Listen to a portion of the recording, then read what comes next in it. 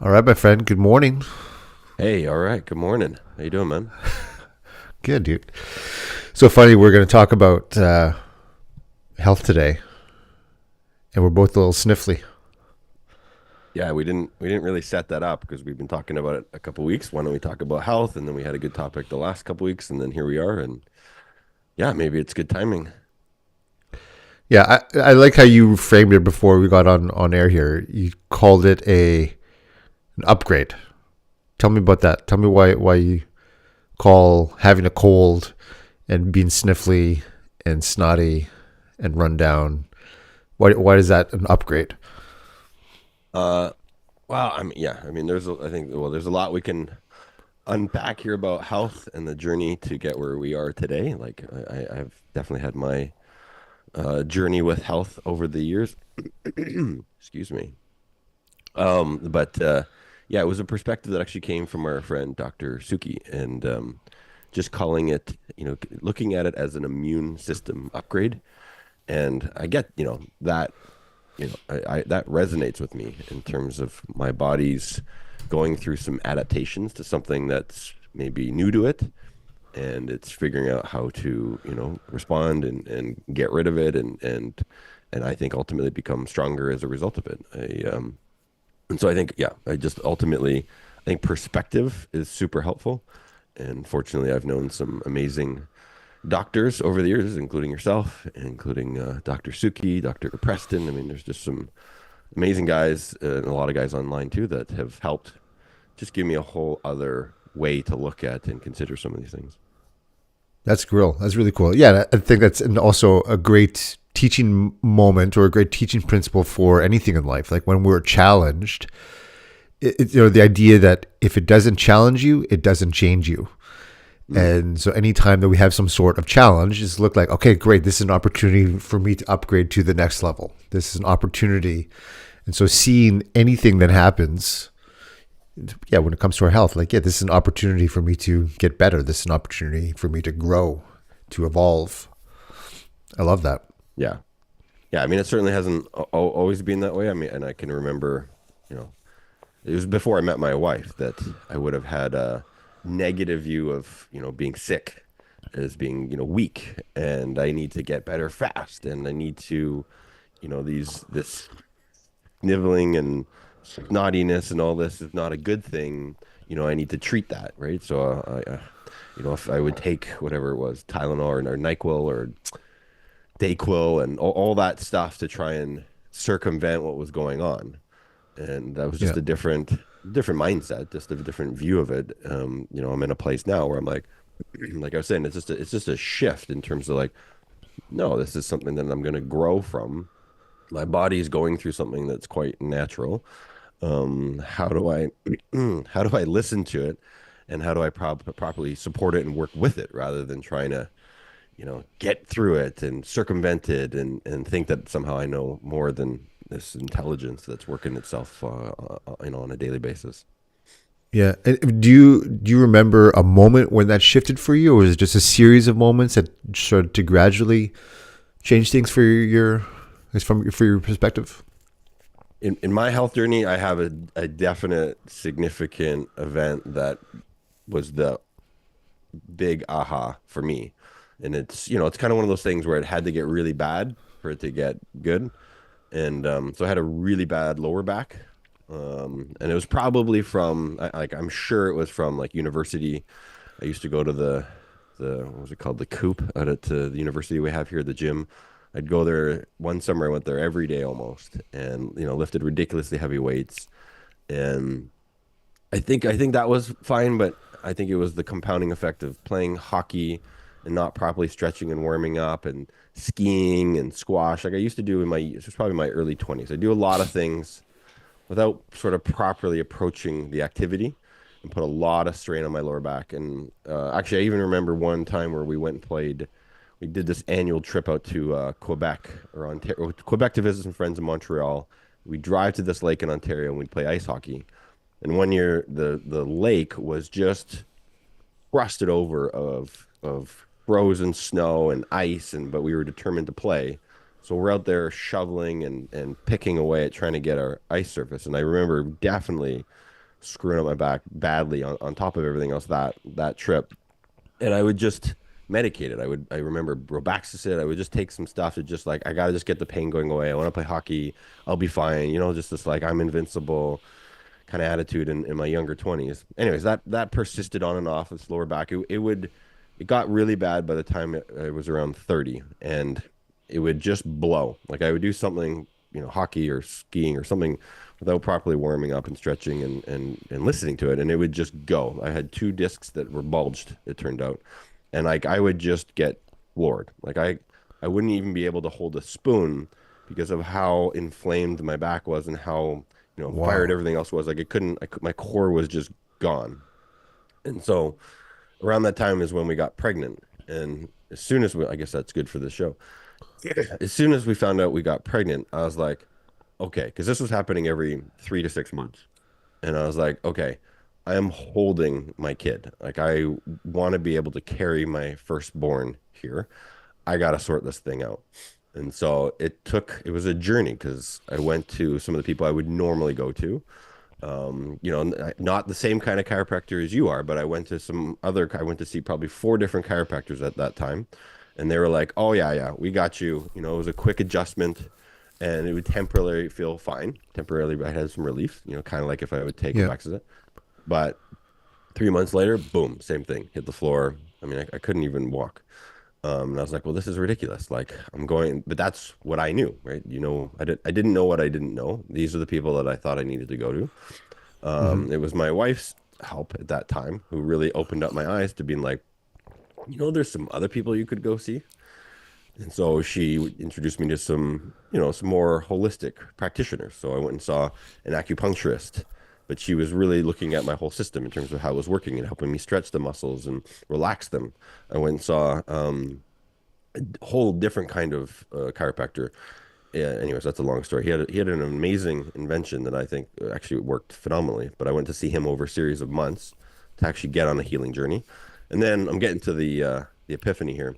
But I went to see all those people. I went to see a massage therapist, and she was the one. And I think I needed to do all of it. I went to physio for traction. Like I had to go to it all to get this holistic view of it physically. And then it Yeah. was this massage therapist, Sandra, who really got me to think about it all differently. And I went to see her, and I'm lying there on the table face down, and she's like, "Okay, well, before we start, like, what's going on?" I'm like, "What do you mean?" She's like, "Well, what's going on in your life that's causing this back issue?" And I'm like, "Well, what do you mean? Like, just it's down here. Can you just work the muscles and help them feel better?"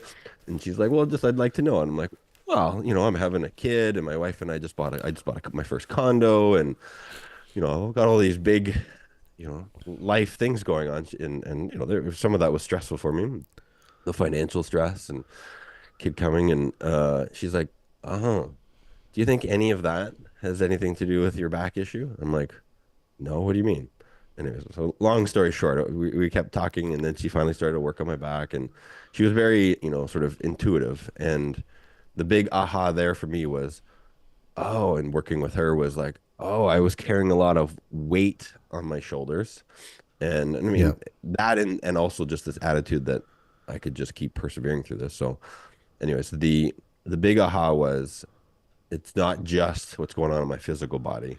There was some stuff going on up here that was adding to the weight and the pressure I was feeling that was causing my back to blow. And yeah, Yeah. from that day forward, I realized I needed to do a lot better job of taking care of myself, listening to my body, and appreciating that there's a lot more going on than just what I can see and feel here. That's really, really cool. Yeah, there's some interesting studies that were done some years ago, and they looked at the predictors for lower back pain. One of the things that they were postulating was like, okay, well, if someone had like a disc bulge, or there's some degeneration in the lower spine, or whether there was misalignment, like they looked at all different things to see like if there was something that they could show, like, oh, this is, if they have this, then they're most likely to have some sort of low back issue. And they looked at a spectrum of different things. And what was really fascinating, what they found was the greatest predictor. Now, like you said, there's all of those things kind of play into it, and there's all kinds of various causes and various things that will contribute to someone's issue. But they found that the greatest predictor was not disc bulges, it was not degeneration on an X-ray, was not anything like that. What they found was the greatest predictor for someone having low back pain was perception of socioeconomic stress. So meaning, like, did that person have stress about their situation financially? Did they have stress about their place in the world? So whether or not whether they made a lot of money or whether they made a little bit of money wasn't really the issue. It was whether they had stress around it, whether there was like big burden that they felt around those things. That was the greatest predictor. Wow. Wow. That and like you're fascinating? saying, like it's perception. It was a mental, thing that was going on for them in terms of how they perceived their financial situation. Yeah. Yeah, because some of the people didn't make a lot of money. Some of these people make a lot of money, but we know, Yeah. I mean, some of the circles that we run into, the people that make a shit ton of money, but we also know, and they have these big houses, they have all these cars, they have all this stuff, but we also see, they are leveraged, so leveraged, and so like everything is just hanging on by by a thread. Yeah. And that is super, super stressful. Yet there's also people on the other end who have very, very little money, very little outcome, but they also live very simply, and it's not a big deal. They're happy with all of that. And so the perception of where you are in the hierarchy of all that stuff, and isn't that fascinating? So there really is there's way more to our health. There's way more to like what we think is physically happening than what we can see or even perceive sometimes. Well, that's all right. I'm on board with that. Like, and I haven't had back blowout since.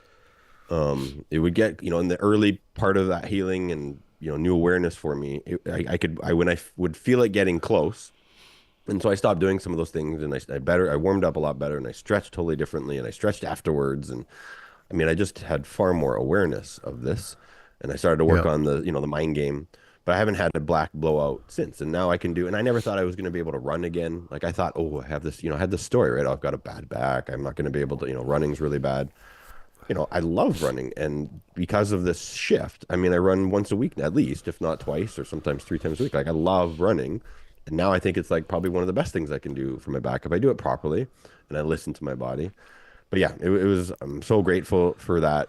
Again, it's one of those things, these challenges, I'm super grateful for that time period because I've learned so much about it. Like, I mean, even just things like, it's actually not my back that I need to work on. It was my leg muscles. They would become so tight that they were also, I mean, you've probably seen lots of people come to see you about this, and you're like, yeah, I know, right?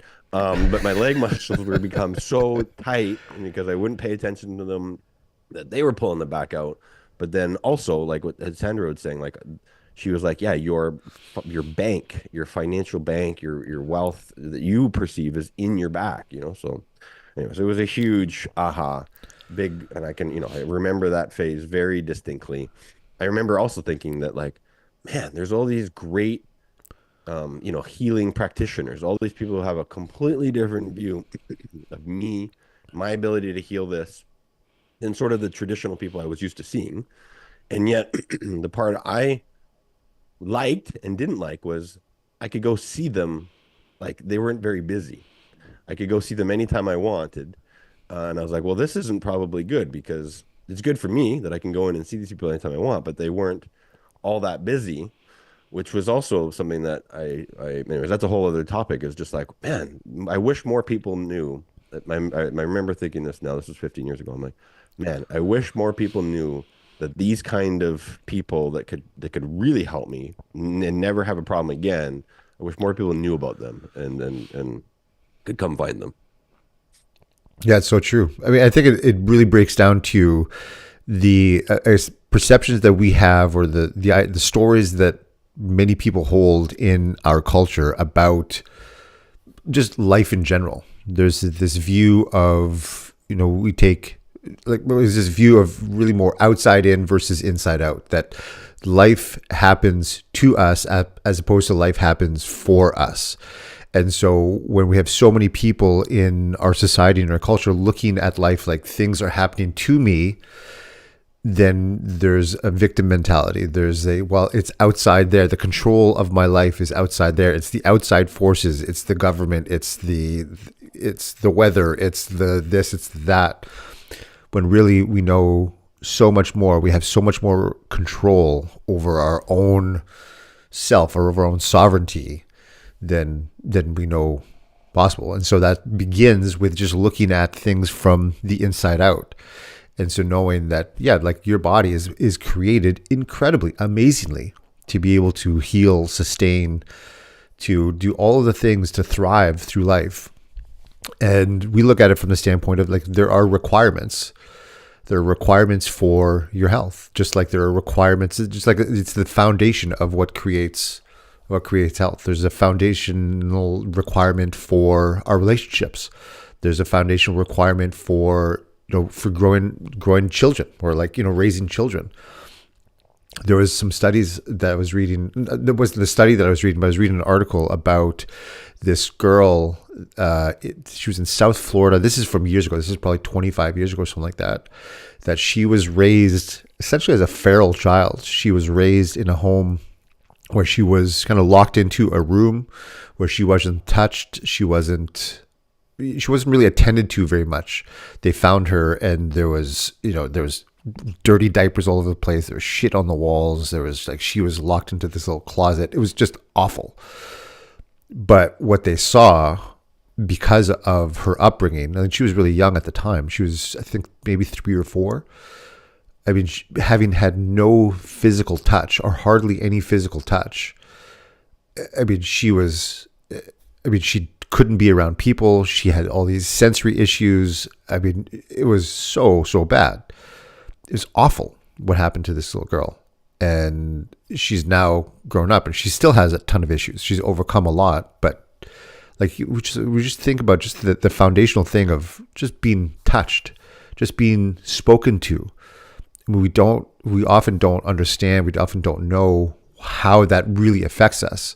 But it's really, there's these kind of foundational requirements that we all have. Just like, think about we had lived in this house here that was built back in I think it was back in the 60s, I believe. And every fall, so we're starting to see the effects of this. Every fall, the door to our bedroom doesn't close properly. The door kind of just scrapes on, like the one corner of the door just scrapes on the ground a little bit. And there is, right outside of our bedroom, between our bedroom and one of the bathrooms in the hallway, there's like a crack that developed on the ceiling. And from the outside in, and for what a lot of people will look at that, like, oh, well, there's a problem with the door. There's a problem with the ceiling.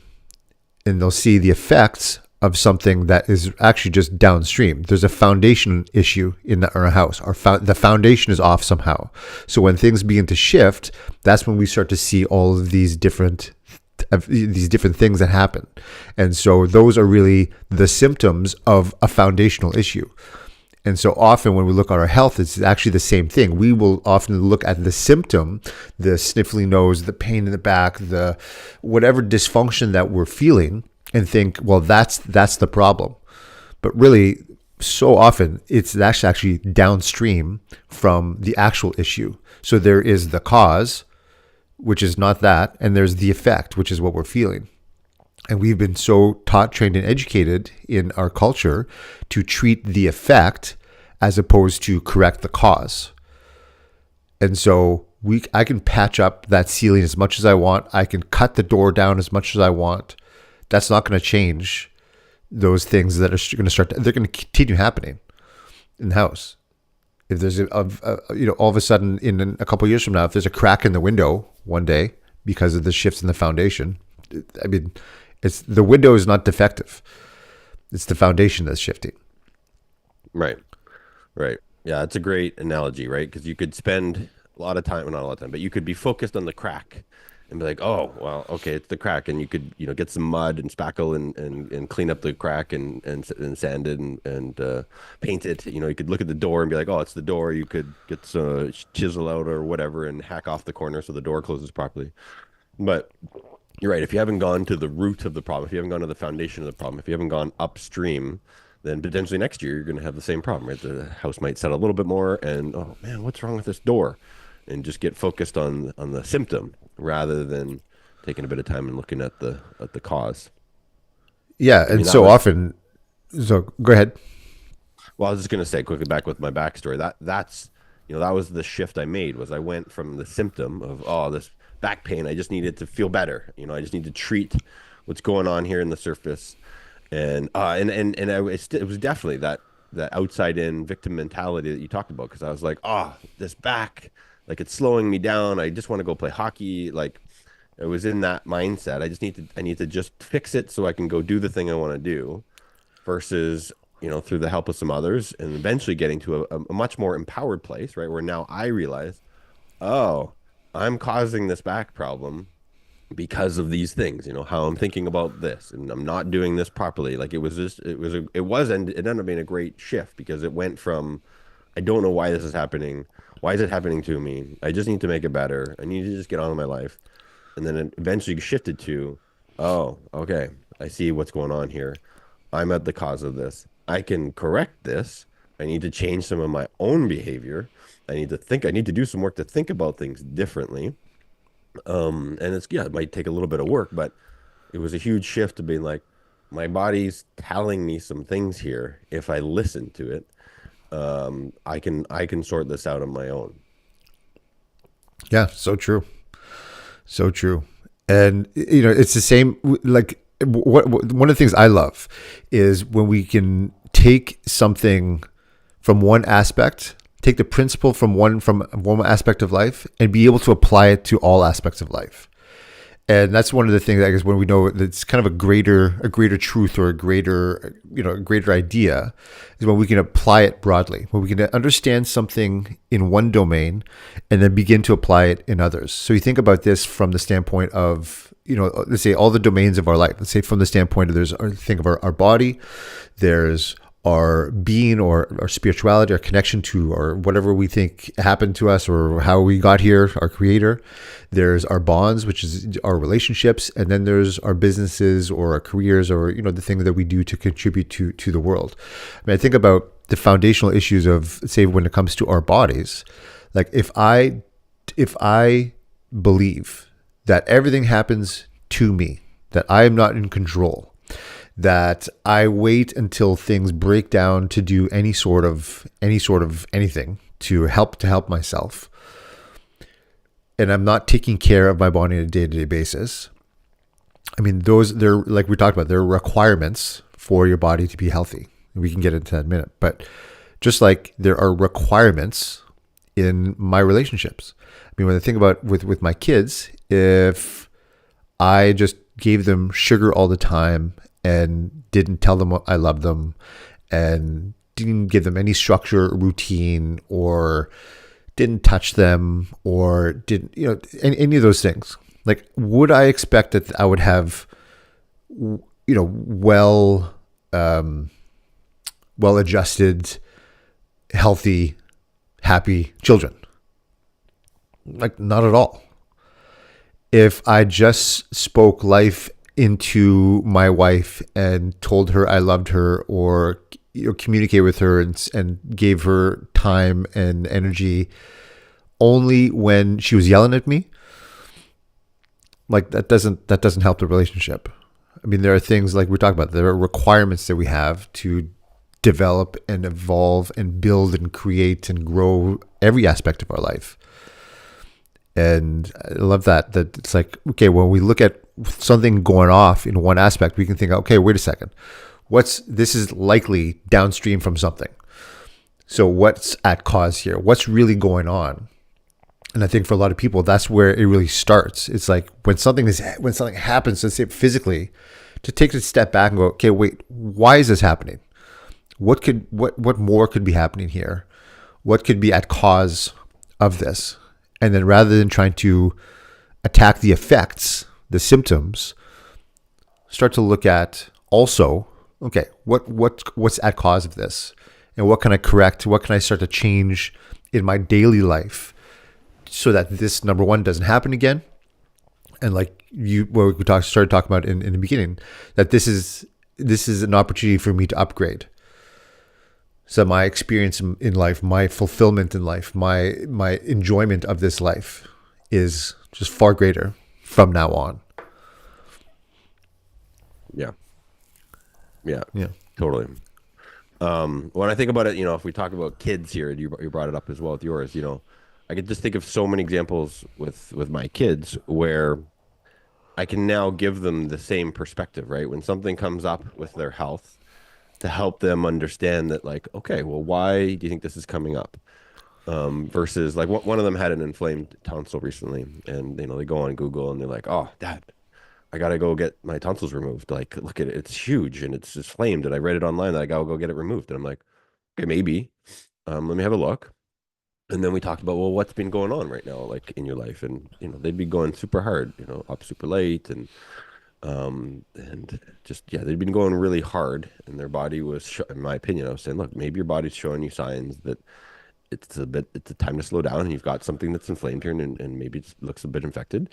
Here's some things that we can do initially. If it gets worse, then we'll go to see someone. But she gargled with some salt water multiple times in the day, and within 24 hours it was already better, and then within 48 hours it was gone. Um, but at least and she was wide open to it.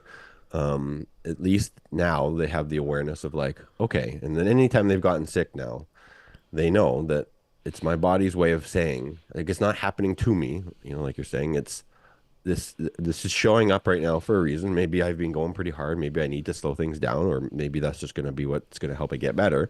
But it's amazing when they actually listen to their body and not just trying to push through and keep doing their things and going to school. If they get a chance to rest, to listen to their body, a few other things to do with the cold, they're done. They're done. Like my youngest, when she went back last week, she had something for like half a day, with sniffles and stuff like that. And well, she's got still a bit of a runny nose, but like she was back and feeling herself largely within half a day, 24 hours. But it is Mm-hmm. amazing to when you let the body and you listen to it and you get to the root of it and you let it do its thing, how quickly it actually can run its course. Yeah, absolutely. And I think the other thing with our kids is what it really teaches them about themselves from as early as they can remember, that we've been speaking into them that, hey, you are amazing. Your body is amazing. Your body knows exactly what it needs. It knows exactly what it's doing. And that's great. Your body. And so like every time one of my girls, if they're feeling under the weather or something like that, so when we go to bed, it's like, okay, just imagine yourself healthy, imagine yourself well. Just remember that your body is amazing. I mean, think about it. I mean, our bodies have trillions and trillions of cells all working in coordination together. And that are not only constantly helping you to heal, but also repair, to grow, to evolve, to change. I mean, I think about when I scratch my face like this, I mean, there are skin cells that are coming off, and somehow that, I'll lose millions upon millions of skin cells every day. But in the span of a few weeks, it's not like I lose all of my skin. And I'm all of a sudden like, oh my God, I'm like down to looking at muscle tissue. I mean, our bodies are regenerating themselves all the time. I mean, we have blood cells that live a matter of days in our body. We have all of these things. I mean, we know that the bulk of our body, every cell in our body has regenerated and changed over about every 13 months. Meaning that about every year or so, you have your body is completely brand new.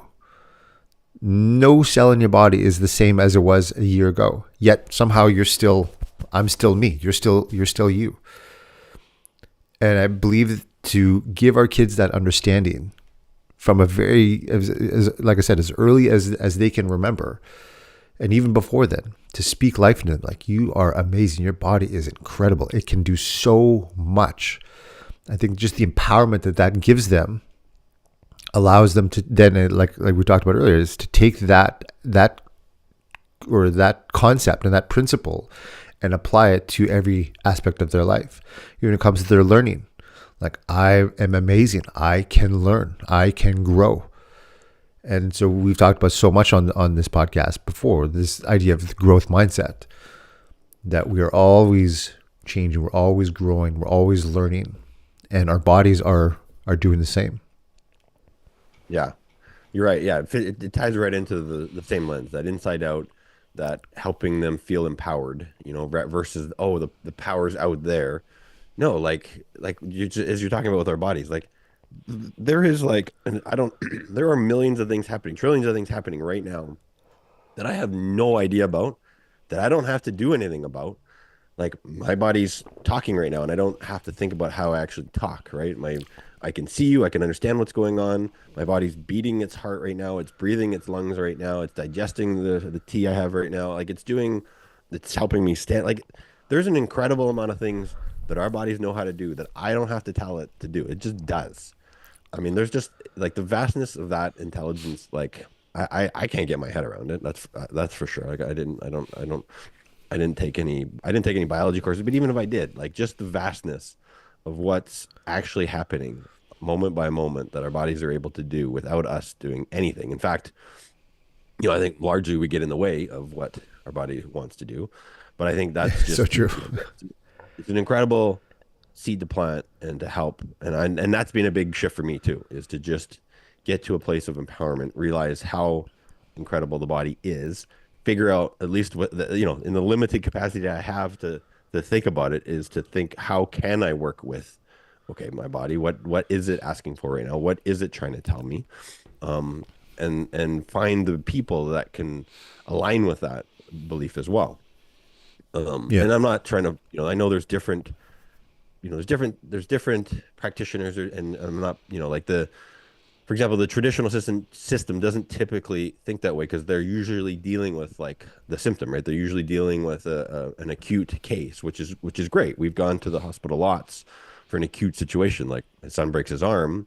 Okay, yeah, we got to go to the hospital. Like they have phenomenal resources to X-ray it, to reset it, to help put a cast on it, and then, okay, well, look what happens. Like now, let's let the body do its thing. Like your body just healed the bone without you doing Yeah. anything. Like that's phenomenal. Like, and just to give, I didn't have that awareness growing up, but I think, my kids, I know your kids do, to some degree mine do. And that awareness of being like, wow, yeah, if I just let it, if I properly put a cast on it and let it heal, I guess that's the thing I couldn't do with my back, is I would just keep, I never let it properly heal. I never had the awareness of how to let it properly heal. So I just kept re-aggravating the same wound. Right. Right. And you think about it, just from the standpoint, whatever outside intervention that we get, one thing I believe is so fundamental to understand is that whatever intervention you get. So let's say, even just from the like, let's say that tea that you're drinking. What's in that tea that you're drinking? Ginger, honey, and lemon. Ginger, honey, and lemon. I mean, those are all awesome things. And if you were to give that same tea and dump it into the mouth of a dead person, what would it do? Be wasted, yeah. It would do nothing for that body. It would do nothing for the lifeless body that you put it into. But your live body knows what to do and figured out that all of those nutrients that are in there, that they're beneficial, and they just stripped out all of the nutrients in it and to use for your body. Whether it's the tea that you're drinking, whether it's a drug that it's like a Tylenol, or whether it's a whatever medication that someone takes, the fact is that those medications are, or the person that's administering those things is relying on the fact that your body will figure out a way to utilize those. It's like life heals. Yeah, sometimes we give it some help by if it's deficient in something, or if it's toxic in something that it needs to get rid of.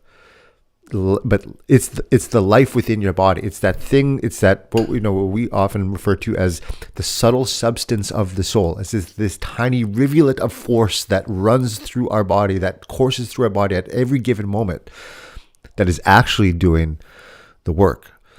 And I believe when we look at it from that standpoint, just give your body some reverence. Like, look at how amazing All the things are. I mean, let's say when I adjust people every day, I'm counting on the fact that their nerve systems are there to reorganize themselves. I'm counting on the fact that there is a muscle system, that there is different systems in the body that are interacting together that are going to take over. That my job is really just to release that imprisoned impulse within the body to allow your body to heal itself. I mean, that's really at the foundation of any and all interventions. Because I could cut open, you think about if you just get a surgery, if you cut open a dead person, nothing happens. You can throw a bunch of drugs, you can throw a bunch of vitamin C on there, you should throw anything on there, and nothing happens except decay. But somehow life prevails when there's life coursing through your body, that it will reorganize and will do whatever it can. And it's always working its best. It's always working to create some sort of homeodynamic or homeostasis within the body to create health. It's always pushing for health. It's always pushing for function. And I think that's an amazing place to come from. It's an amazing place to start from, to think, just to remember from the foundation that there's something incredible inside of me that is trying to push my life forward. I think it's an empowering thing to give to our kids as well. Yeah. Yeah. I I've always thought it's fascinating that we spend, there's people in government and institutions and companies spending billions of dollars to explore outer space. And yet I just think that there's so much that is not explored in our inner space, in terms of the vastness and the intelligence that we're talking about. What's really going on? Yeah. Yeah, I think there could be billions spent to actually explore our inner space and how it really works, the intelligence within us. Yeah, and you think about, I thought about this the other day, just as the micro or as the macro, so the micro. You think about on the macro scale of our understanding of our solar system, that we know so much more about what happens on Mars than we do in the depths of our oceans. I was reading about the Mariana Trench the other day. You know about the Mariana Trench? No. So the Mariana Trench it's the deepest point in the ocean. It's like, I can't remember how, like it's 30 kilometers down or something like that. Like it's an insane depth that it's vastly unexplored. That the bulk of our ocean floor is vastly unexplored. That we don't know anything about it. That they are discovering new life forms down there all the time because they're just starting to scratch the surface of what goes on at the depths of our oceans. And so it's like, yeah, we know way more. We know so much about what's going on out there, but we know very little about what's happening inside here, inside our own little planet. Right. I'm like, wow, but that's so true. It's the same with our body. We look to see how we try to understand the outside world, and yet we understand so little about the inside world. We're learning. It's 2024, and we have no idea how our brain works. We're just starting to scratch the surface. There's the idea of mental health, even over the last 10 years, has become a thing that most people even know the term mental health. What the hell, mental health? But it's been so largely unexplored. Yeah, so we know, and I think we owe it to life, we owe it to ourselves to begin to understand ourselves better. And as we can understand ourselves better, then we can understand our children better, we can understand our partners better, we can understand our own life better. And that all starts by like going within, by starting with us. Yeah. And in the end, it's, to me, it just feels so much more empowering because, like I actually have the answers if I start to listen to myself and sort of listen to my body. It's so much cheaper. It's so much easier. Like with my back problem, like it was a pain in the butt that I have to go and schedule an appointment and go see somebody and pay them and have them fix it and then go back there 3 months later and be in all this pain. Like that was expensive. It was hard. It was painful. Versus realizing that, like I can sort this out. I'm causing this. I can stop doing this. And it ended up being way cheaper. I don't need to go see chiropractors anymore. I've sorted it out myself. I can stretch. I feel a lot better. I can do all these things I like now. I just think that shift can be incredible. And I guess, I have a question too, because you see far more people on this journey than I do in your practice. what are some of the patterns that you see that of people coming to you? Do you see people with the same kind of pattern that I had before? Do you get, obviously, I'm sure you do. Do you get to see lots of people who have maybe a similar shift that I do? Anyways, what are some of the key things that you see in terms of patterns that are coming up in people and what's maybe allowed them to make some shifts so those patterns stop? Well, I think one of the biggest thing, yeah, the patterns are very similar, and in that one of it is that we often just to focus on the symptom as opposed to the cause. So once we can start to look upstream a lot more, then things really start to shift. And to just make it really practical for people and for listeners and for anybody, is that we look at our health. I mean, we look at it, we teach it from the standpoint of the foundational four domains. So there are really four basic domains of your body when it comes to our physical health that really, that we can start to take daily actions on, daily steps to improve, to make our life and our health so much better. And so those come down to, so we call them fitness, fuel, focus, and frame. So fitness, so the movement of our bodies. I mean, our bodies there's a reason why we have joints and muscles and ligaments and tendons and nerves. And there's a reason we have those things. They're not meant to just sit in, a vat of fluid like they do in the Matrix. Like our bodies are meant for more than just being batteries for machines. If we want to go down that road. So our bodies are meant to move. So exercising, movement, mobility, all those things are so key for your health.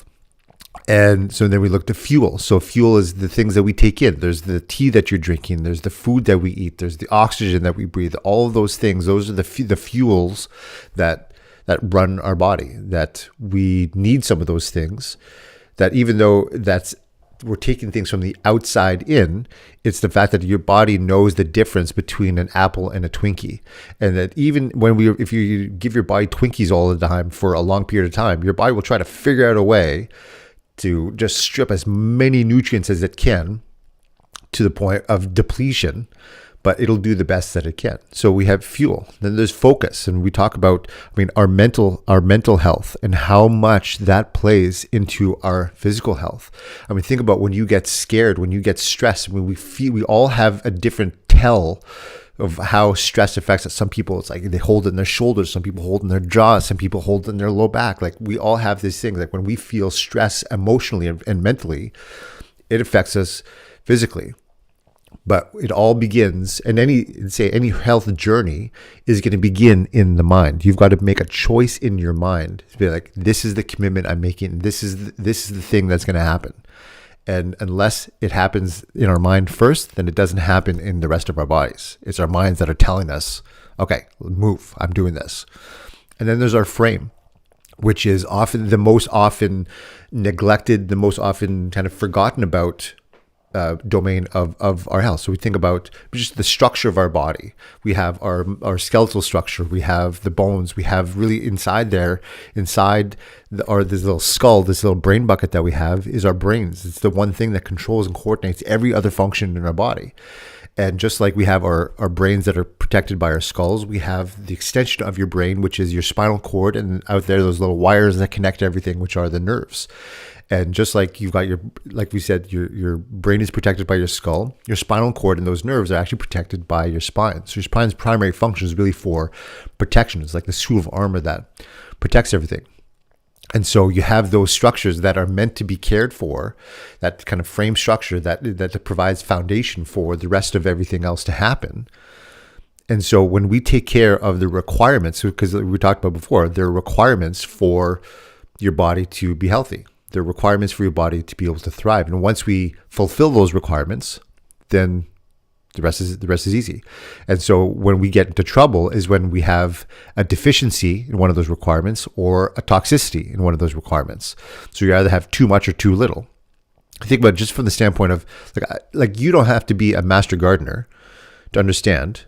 And I'll ask you, Ryan, like if you were to take a plant and if you're just to see that the leaves of the plant are beginning to wilt.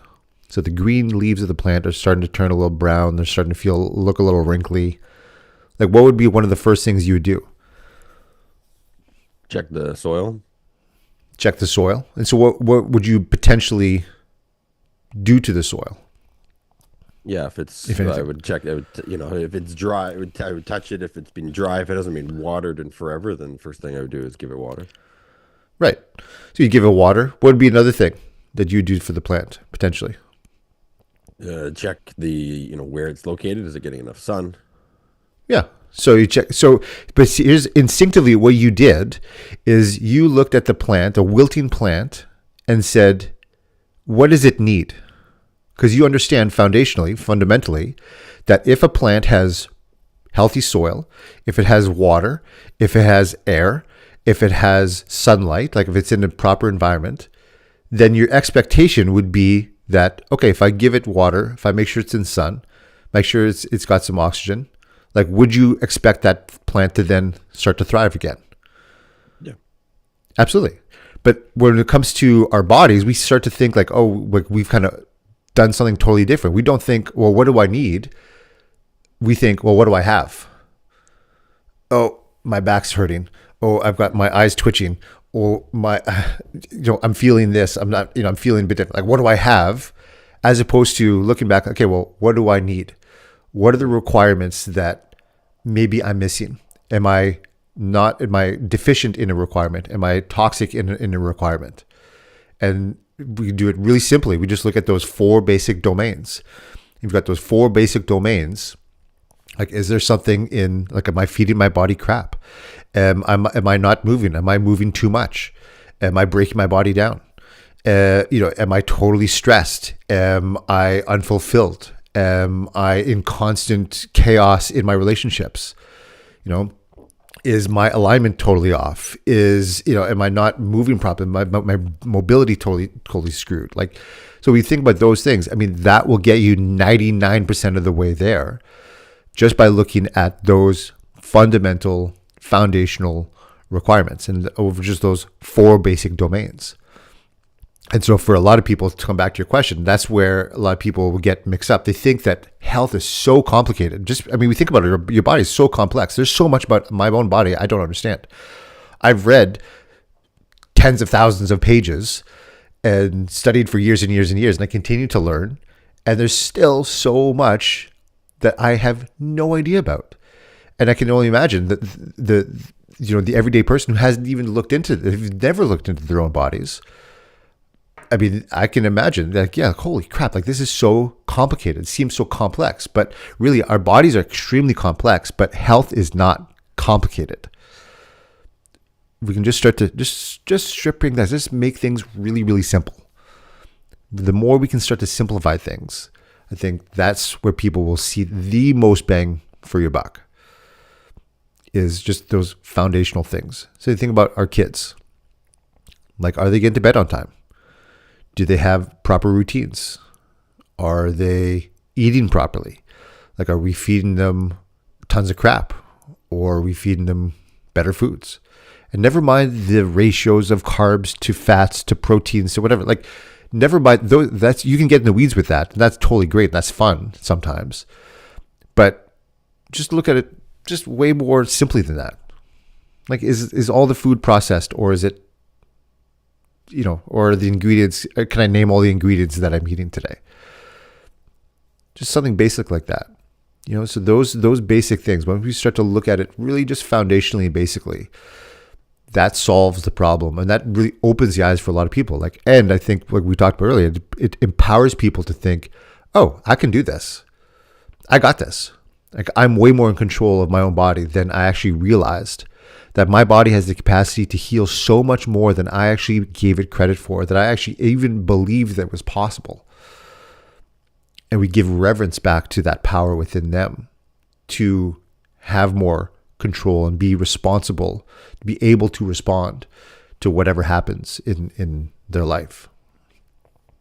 Yeah. Okay. Well, I really appreciate that perspective and the quadrants there. And just that, yeah, that's a great shift in terms of like versus looking at what's going on and as just asking yourself, what do I need? What do I need? What does my body need? What does my mind need? To look at health through those different lenses: emotional health, physical health, mental health, spiritual health. But just that one fundamental shift to just ask yourself, what do I need? What am I Yeah. not giving myself? I think the plant is a great analogy to just simplify things, right? You don't need to worry about if it's, organic, non-GMO, filter. I'm just kidding, but it's not, you don't need to get filtered water. It's like, no, it needs water to start with. Let's get water, let's get it some sun, and then we can talk about the degrees of each of those. But like just breaking it down to the fundamentals. That's what I'm hearing you say, and give it a real simple lens. We can overcomplicate things sometimes, thanks to this big app here. Yeah. Yeah, one resource. Do you have some resources that you can point people towards? I think of one, but I wanted to ask you if you had some first. Which the one that you were thinking of? Well, the big one, I mean, I've accessed lots over the years. I mean, this journey for me really started 16 years ago. I started to really wake up on the journey here and look a lot more inward. But just one that's really struck me in the last year here was Outlive. I'm sure I've talked Mm. about this more, but Peter Tia. Yeah. Yeah. Yeah. he was a trauma physician, if I remember, ER physician, where he kept, similarly as you were saying, like he kept seeing he was seeing the worst cases that were coming in, and he just got so frustrated that he couldn't really help people, right? Because it was too late a lot of times. He's seeing people at the end of the final stages of cancer and just the worst cases of health. And I think he had this reoccurring dream or nightmare in the book he talked about, where these eggs kept falling off the roof, and no matter what would do, you couldn't catch them and stop them from falling. He's like, wait, I got to go up to the roof. Who's throwing these eggs off the roof? But you talk about going upstream, same thing. So I just loved, for me, I think maybe it was just the time of life and just thinking more about longevity. And that can be a whole other episode. I know that's a big topic these days, but similarly, I just felt like he broke it down very simply for me.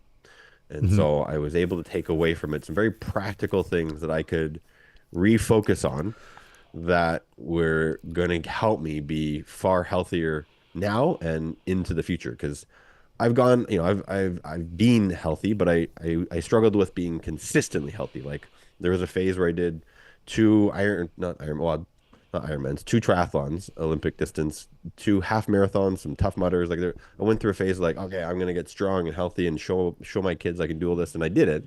But I didn't build like a sustainable, consistent training program from that I could, carry on to my later years. But what I really liked about his book was it gave me a goal and a vision for my health, like 40 years from now, and gave me Hmm. a program to work back to that I can do now. That was very simple. It wasn't trying to, make it overly complicated. And there is some stuff in the book around experimental drugs and stuff that if you really want to go down that rabbit hole, that I'm not interested in. But just the fundamentals to focus on. And he put fitness, at the top of the list too, in terms of taking care of your physical body, because that can really help with everything else as well. Your mental health. It can help with, even your nutrition. So anyways, that book really was helpful as a resource for people if they're interested. Yeah, absolutely. Yeah, I mean, there's so many people, even like whether they're professionals or not, are looking into that and are having. I think it's like podcasts are great because yeah, if you go down the rabbit hole of looking at Peter Attia, then you've got, say, even upstream from that, there was guys like Tim Ferriss who wrote the book, like way back when he wrote the book, The 4 Hour Work Week, which then he wrote The 4 Hour Body. And he looked into all of these different things, different habits, different hacks to change our health or to better our health. And then spoke to a bunch of different experts. So like even starting with Dr. Peter Attia, and going down the rabbit hole, like there's guys like Dr. Elaine Norton, who's also really good. There's our friend, Dr. Sukimiko, who wrote a great book called Beyond Body, Beyond Mind. There's, yeah, I mean, just getting online and looking at people who are even asking the questions about longevity is a great thing.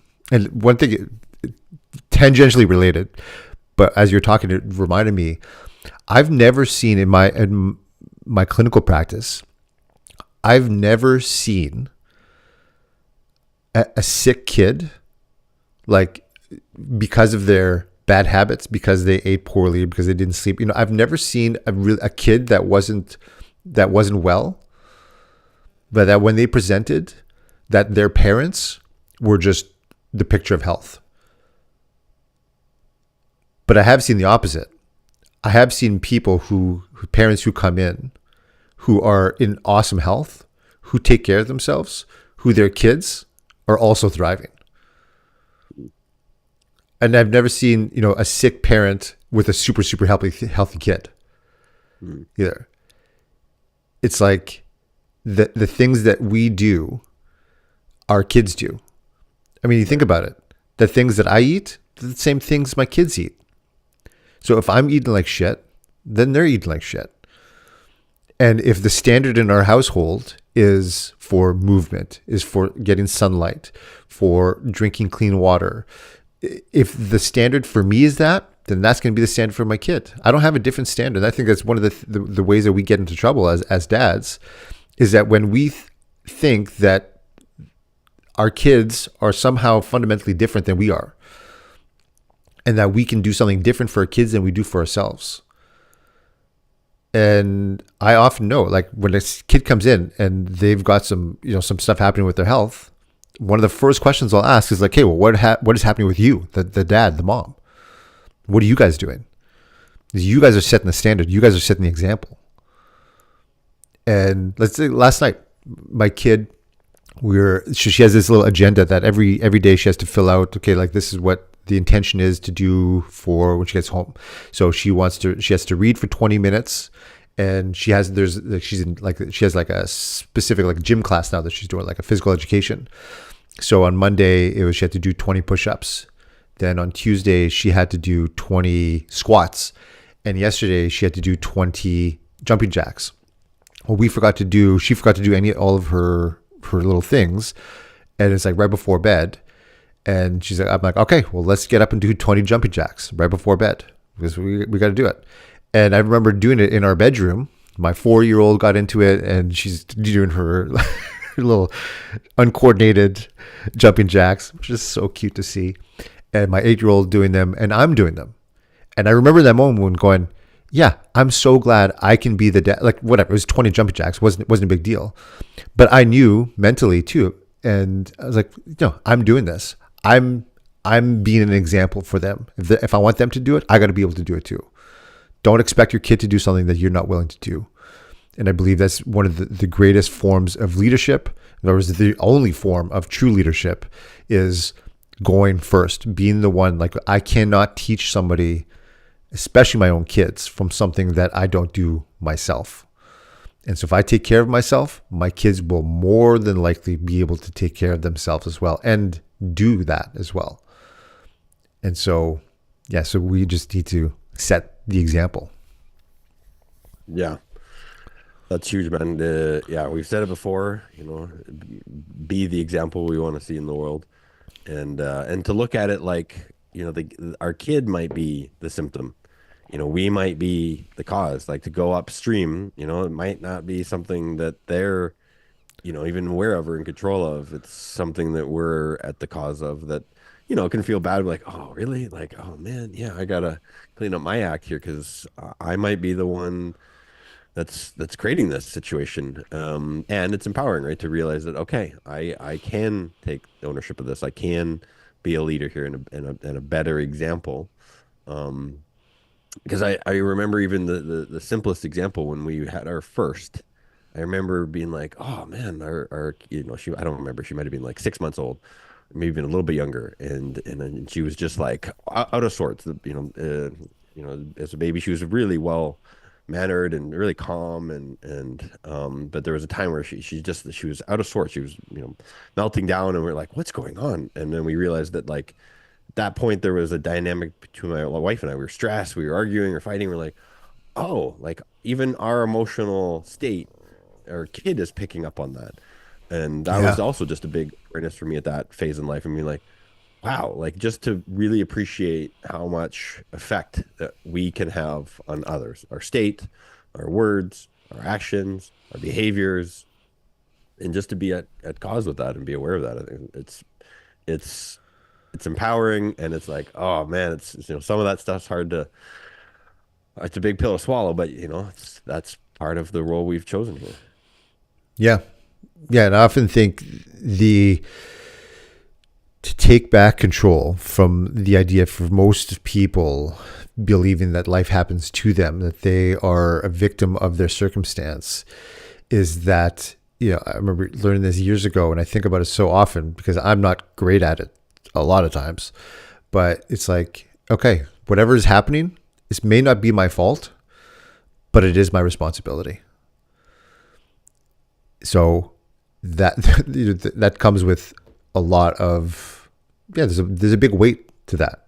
And for a lot of us as dads, like, that can feel overwhelming sometimes. And to know that that's okay, that this is the life that we chose, and that you and I have so much more inside of us than we can possibly believe. And to lean on other people, to lean on other dads, to lean on other men that have had the experience before, to be able to tell us, like, it's okay, you got this, you're going to get through this. And to also have people that we look up to, the people that we want to emulate, the people that we want to be like, to surround ourselves with people that are doing the same things, that are following the same plan, that have this similar habits, that are as invested as we are, as we want to be in our own growth, in our own health, so that it's not like our family is just this weird exception, that we surround ourselves so that our kids can also learn, like, oh no, this is the way life is. This is the way that we can live because everybody around us is doing it. And also that we can be the example. If you feel like you're the only one, around in your circle that is taking care of yourself, that is trying to be healthy, that is trying to be better, that is trying to change your lot in life, is trying to change the trajectory of your lineage, then maybe it's time to get around people that are doing the same. And so, yeah, it's foundational. Yeah, that's a great. There's two. Well, you have a few more minutes? Yeah, I know we're Yeah. gonna go past time here. You brought up two things there I want to touch on. One is, yeah, that's a great point to normalize like normalize what you stand for, right? To not be that exception, right? Just to find others and to create that community where you're normalizing great health. And so that you're not having to be just the only example, right? That your kids grow up being like, oh yeah, I can think of all kinds of people that I grew up with that are like that, that can be really helpful, for sure, because that becomes their normal. Because you can create that. I mean, yeah, that's huge because you get to create that world for them, right? And for yourself too. Because I remember coming back from some of these, personal growth events like Tony and stuff like that. It can be hard if you don't set up an environment and a community of people that think similarly, right? If you go to one of these things and you're like, oh yeah, okay, I learned all this new stuff and I'm ready to take charge of my life again. And you come back and you're around people that aren't and they're not eating healthy and they don't have good habits, it can be pretty tough to do it just yourself. So yeah, Mm-hmm. and the other part of that is in community. I know there's this sort of, especially with guys, there can be this like lone wolf thing. Like we've talked a lot about empowering and I got this and I can do it and I got the power within me. I think the mistake that can happen, and I'm sure I've done this, is like, okay, I'll do this on my own, versus being able to that doesn't necessarily always work out, the whole lone wolf thing. I wouldn't want that to come. I wouldn't want it to come across like that when I say that. It's super important to have great community, to have great friends, like yourself. And I've got this other men's group that I meet with every week, and I've got people around me that can help, that I can lean on, that I can ask questions of. Some of the practitioners that I mentioned that I went and saw. Like it's not that I don't need these other people. It's super important as humans to, like you said before, too, to have love and to have support and to have community and to have friends and people that I can share, some big questions with and some of these health concerns and to get help with it. That's super important. I'm not trying to say we should all do it on our own, but and at the end of the day, it does come down to, okay, and I got to now do the work though. I can't expect something out there to do the work for me. I'm not going to keep going to somebody and give them the job of doing the work for me, or outsource it to some whatever, something outside of me. At the end of the day, I got to do the work. And Mm-hmm. yeah, I just wanted to make that point that it's super important to get some help, to be real, to be vulnerable, to ask for it. As guys, sometimes that's hard, and to then be okay. I got this. Yeah, like there's the old saying, the power of the wolf is in the pack, and the power of the pack is in the wolf. Like I remember a few years ago going to, it was your 40th birthday celebration. We had organized a sunrise hike. We were in a climb. You remember that?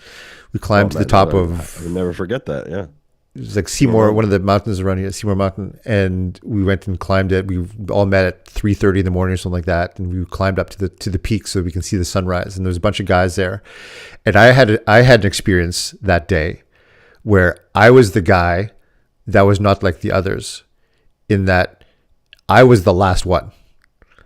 My physical health, my fitness was not where it needed to be to hang with you guys. And so thankfully there's compassionate, kind people in that group. We had Suki that kind of hung back with me while everybody else was, hundreds of meters ahead. I was like, I was dying going up that mountain. I was like, holy shit. But I remember getting to the top and looking around at all of you guys and be like, okay, I'm the weak link here. In this tribe, I'm the weak link. And I can do one, I have one of two choices here. I can say, okay, that's it. And maybe I just won't hang with these guys anymore. And I'll lower my standard and get around people who can't do this. And like, I won't participate in these things anymore. Or I can step up my game here. These guys are an example of what is possible. And it's not rocket science. All I had to do was move my body more. Like I can get fitter. I can walk more. I can climb more mountains. I can lift more weights. I can do that because these guys do it. And I knew that I was smarter than some of those guys. And I knew I was dumber than some of those guys. But I knew I was like, okay. And that was a really pivotal moment for me. I was like, okay, I'm the weak link here. I don't need to be this. And you guys, and it was in an environment that was so supportive of me being better. It wasn't that anybody looked down at me like, oh, look at this asshole. We can't climb the mountain. Like, come on, pick it up. It was, hey man, you can do this. You got this. Like, join us, come, and if it wasn't for having that group and being with those people, I don't know, I could have stayed in that victim mentality of, oh, my fitness sucks. I can't do this. Yeah. So having that group is so key. Wow, appreciate that perspective, man. I mean yeah, there's an example of a powerful pack.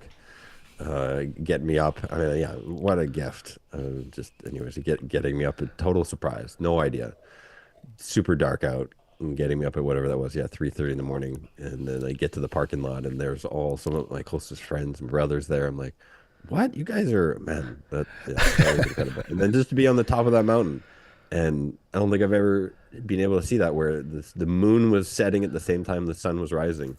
You could look out Yeah. from that peak and see downtown and the moon. It might even be a full moon. I mean, I want to remember it that way. There's a moon glistening on the city, and then that's going down, and then the other side of us, the sun's coming up beautifully over the mountains. I mean, it's just, like you couldn't have scripted a more amazing group and birthday gift, and just that can create what a shift, like you were saying too with your story there. What a shift just to insert yourself into a different group, perhaps can change your entire life.